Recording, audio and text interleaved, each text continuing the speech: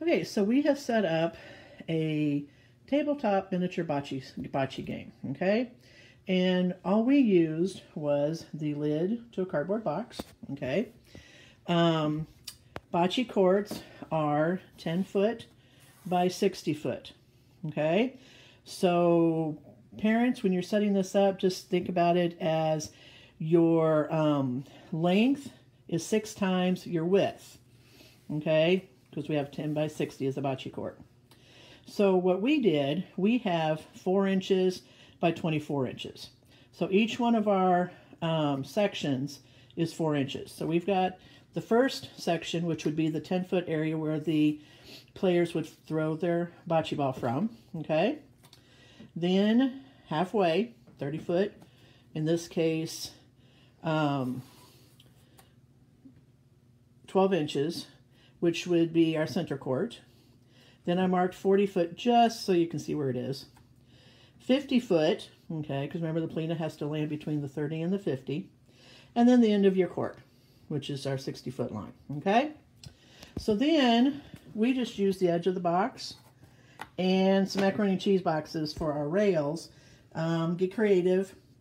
You just need a couple flat surfaces on either side and on each end in order to play your game.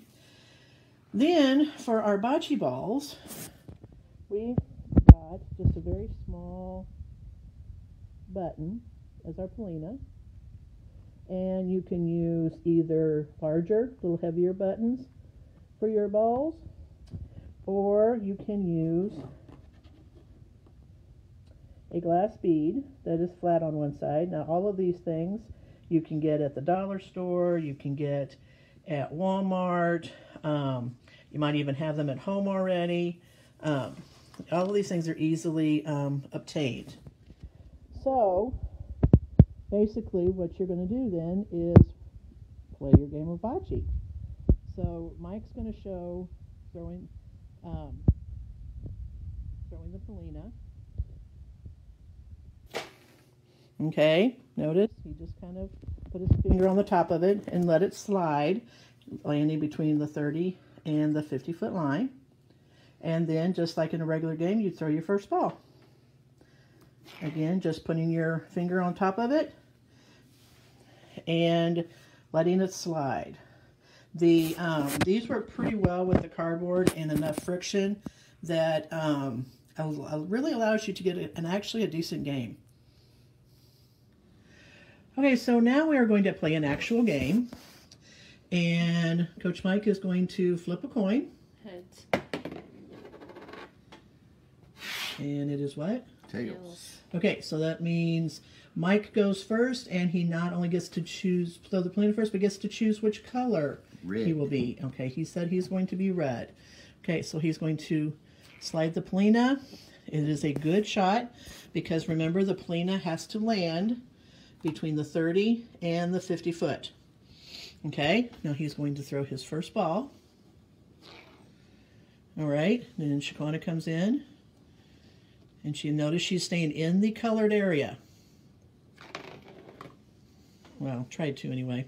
Be very careful. You really do want to keep it in this area. So making your finger slide past that is in a sense like if you're playing the game and you step over that line. You don't want to do that because that will cause you to have a dead ball.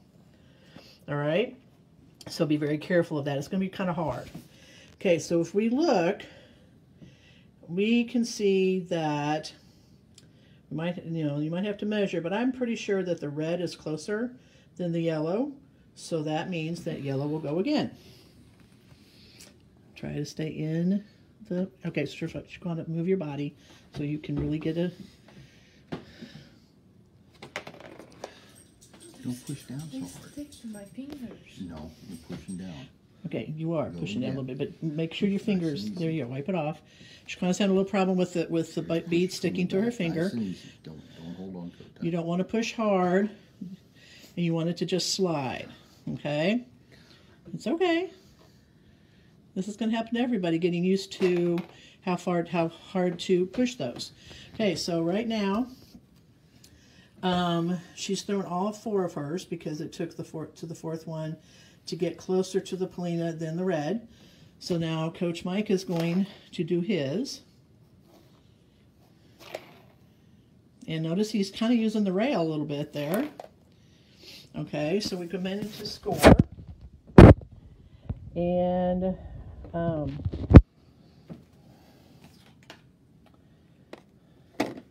might have to get a ruler. Okay, so yeah. Okay, so now we have a ruler that's a little smaller. And Coach Mike, you got to show me the measurements. Okay, you basically measure from center to center, side center to side center.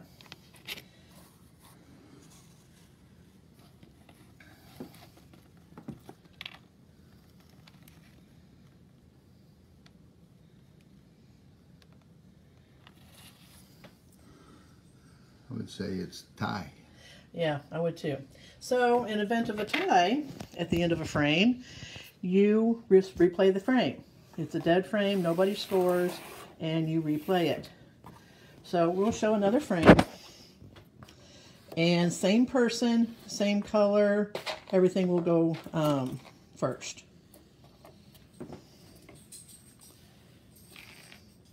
Okay. All right, nice shot there, Coach Mike. All right, Shaquana, show him how it's done. Ben, move your body over a little bit. You have to go sideways. Okay, all right, Shaquana, your turn again. There you go. Okay, it's still your turn because red's closer. You might want to scoot back your finger back a little bit. There you go. You see? Now see how Shaquana's kind of, she needs to know she needs to lighten up a little bit because she's pushing a little hard. Not bad. Oh, not bad at all. Okay, so Coach Mike's going to come in then and notice that Shaquana didn't move the red, so red was always closer that entire time, which is why she had to keep going and play all of her balls. Okay, so in this case, it is very obvious that red is closer than that yellow that's sitting right there. I'm going to move the red out of the way. And notice then that this yellow is closer than the next red. Okay? So that means that red scored 1 point. Sorry about that. And that is how you would play your game. And if you're playing singles, you play to 12. And doubles, you play to 12. And if you're playing team, you play to 16. Doubles, everyone would throw 2 balls. Team, everybody throws 1 ball. Or, if you're so inclined, as with this, the way this works, is you can play this by yourself. And then just how you throw your next ball based on the configuration of the beads in the Polina. Okay? So, you guys have some fun with this. I think you will enjoy it. Okay, so now we're going to show you how to play this game by yourself. So, Coach Mike's going to demonstrate for us. He's going to do his Polina, which is a good throw. Then he does the black button. Okay, that was pretty good. Then the white button. All right, so now we look at these. And it's kind of hard to tell, but I would say based on the angle, the black button is a little closer, so the white button will go next. Okay, now the white button is closer, so now the black button's going to go. Ooh, now the black button's closer, so now we do a white button. Oh, now the white button's closer, now we need to do a black button. Oh, white button's still closer, so it's still black. And since black has thrown all theirs, we've got one more white button to go. And as we look at this, okay, obviously white is closer, so white has a point. We look at the next 2 closest. The black is closer than that white one, so white got 1 point. Okay, so the next time then that Mike would play. White got the point, so he would throw the Polina button. And the white button would be the first ball played. Notice how the button landed right on the 50-foot line. That's still good, but you don't want it to go over. Okay.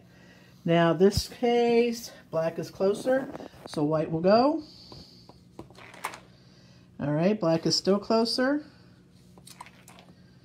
All right, black is still closer. And all the white buttons are out, so now the black is going to throw the black.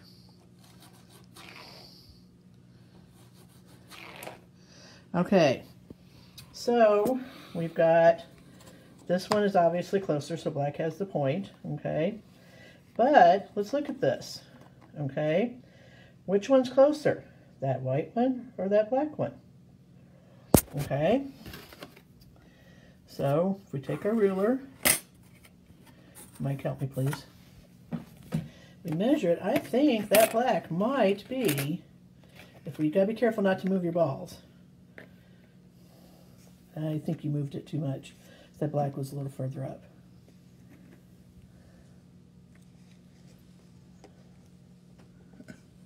Yeah.